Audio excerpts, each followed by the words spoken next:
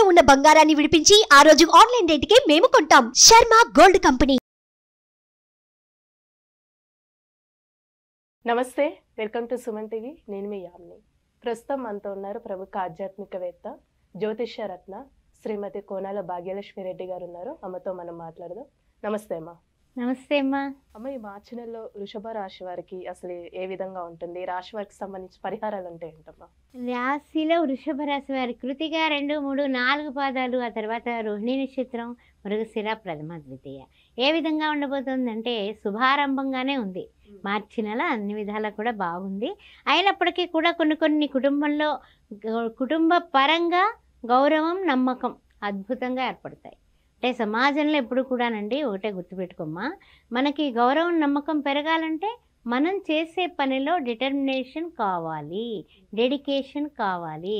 అప్పుడు ఎలా ఉంటుంది? తప్పనిసరిగా దూసుకెళ్ళిపోతాం. కోర్టు వ్యవహారాల్లో కానీ, తర్వాత ఏదైనా సరే రాజకీయంగా కానీ, లేకపోతే వృత్తిపరంగా కానీ, ఉద్యోగస్తులు కానీ, కొత్త వ్యాపారాలు మొదలుపెట్టే వాళ్ళకు కూడా ఈ గౌరవం అనేది చాలా అవసరం. కాబట్టి దాని పరంగా మీరు సంఘంలో తలెత్తుకుని నిలబడతారు అని చెప్పుకోవచ్చు.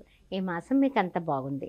తర్వాత వివాహాది ప్రయత్నాలు చేశాము, ఇంకా వాళ్ళు ఏం చెప్పట్లేదు, మనకు ఫోన్ వచ్చి రావడం లేదు అని లాక్కొని పీక్కొని బాధపడి అదేం వద్దు, ఆగండి కాస్తంత. ఏం లేదు, ఓరిమి అనేది చాలా కావాలి. మనం అన్ని విధాల ఓర్మితో ఉంటే మనకు సక్సెస్ రేట్ ఉంటుంది. అందువలన వివాహాది శుభకార్యాల నిమిత్తం మీరు చేసిన ప్రయత్నాలు సక్సెస్ అవ్వడానికి కొంచెం టైం ఉంది. అందుకని దానికి కాస్తంత ఓపిక అవసరం.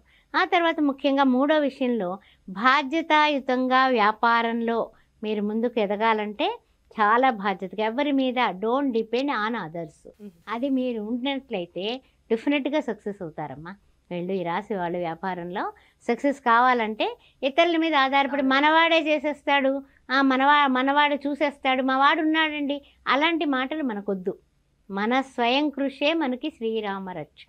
అమ్మ, ఇప్పుడు విద్యార్థులకు కానీ అంటే విదేశాలకి వెళ్ళాలనుకుంటున్నా ఉన్న వాళ్ళకి కూడా అక్కడ ఏ విధంగా ఉంటుందమ్మా? విదేశీయానం చేసే వాళ్ళకి కూడా రాణింపు కనపడుతుందమ్మా. వీళ్ళు కొంచెం గట్టి ప్రయత్నం చేస్తే విదేశీయానంలో వీళ్ళకి అక్కడ వాళ్ళు ఎవరైనా కూడా స్పాన్సర్డ్ చేసేటటువంటి అది ఆ రకమైనటువంటి రాహు యొక్క అనుగ్రహం కనపడుతుంది. అందువల్ల 11th హౌస్లో రాహు ఉన్నాడు కాబట్టి మనకి చూసినట్లయితే కనుక వీళ్ళకి విదేశీయానం సక్సెస్ అయ్యేటటువంటి విధానం కనపడుతుంది. మాసంలో గట్టి పట్టామా అంటే తప్పనిసరిగా నెగ్గి తీరాలా. ఆ విధంగా ఉంటే కనుక మీకు అన్ని విధాలా బాగుంటుంది. తర్వాత ఇంకొక విషయం ఏమిటంటే కనుక కొన్ని గ్రహ సంచారాలు అన్నీ అనుకూలంగా ఉన్నాయి, బాగున్నాయి, ఆహా ఓహో అని అనుకున్నప్పటికీ కూడా చిన్న అంటే ఏంటంటే మన మాట వలన కానీ, మన యొక్క దృష్టుల వల్ల కానీ, లేకపోతే ఏదైనా సరే మన వాళ్ళే కదా అని మనం చెప్పినటువంటి కూటలు దాటి అవి వేరే వాళ్ళకి నెగిటివ్గా చేరే అవకాశాలు ఉన్నాయి. కొంచెం ఆ విషయంలో జాగ్రత్తగా ఉండండి. మీ నోటి మాట ఎప్పుడు కూడా నా మాటే శాసనం అన్నట్టుగా ఉండదు. అప్పుడప్పుడు కొంచెం తలకాయ నొప్పులు కూడా వస్తాయి. వివాదాస్పదమైనటువంటి విషయాల్లో కానీ, ఆ తర్వాత ఏదైనా సరే మనకు తోచింది గబక్కున ఆ విషయం నాకు తెలుసు అని మాట్లాడేస్తూ ఉంటాం కదా, అలా మాట్లాడినా కూడా వాళ్ళు ఏం చేస్తారు, వాళ్ళకు తగినట్టుగా మార్చుకొని వేరే వాళ్ళకి చేరవేయడం వల్ల మీరు బద్నాం అవుతారు. అందుకని కొంచెం ఆ విషయంలో జాగ్రత్తగా ఉండండి.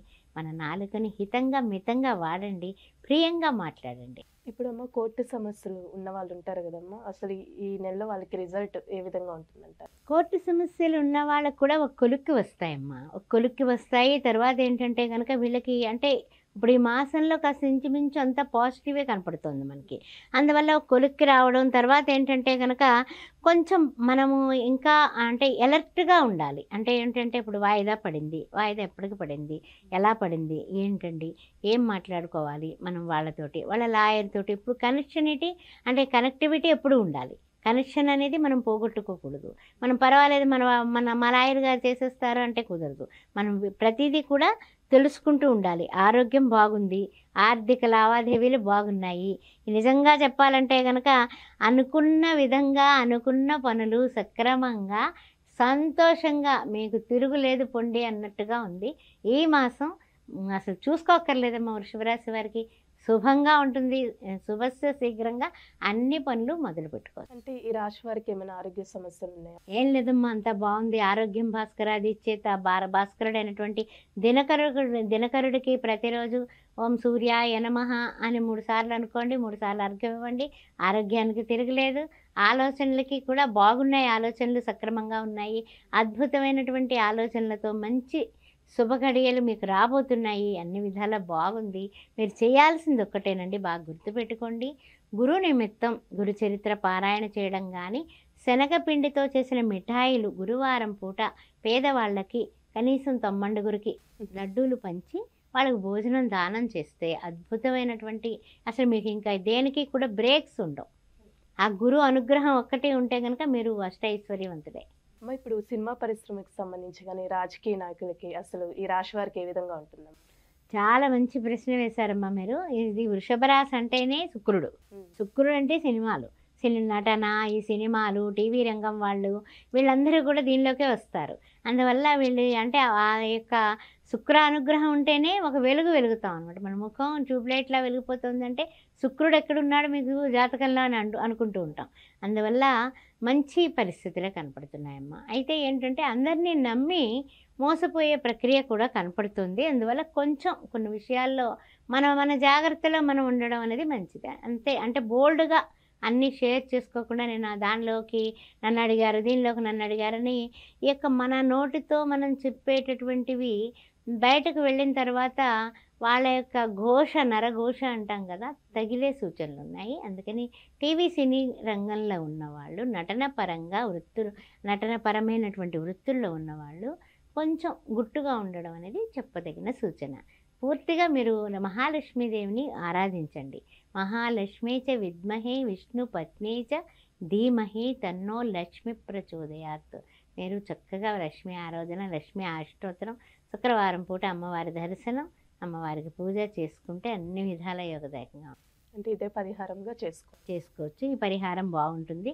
శుక్రవారం, మంగళవారాల్లో ఎవరికైనా సరే పేదవాళ్ళకి వస్త్రాలు దానం చేస్తే చాలా చక్కగా తెలియజేశారమ్మా. ధన్యవాదాలు. శ్రీమాత్రేనమ్మా.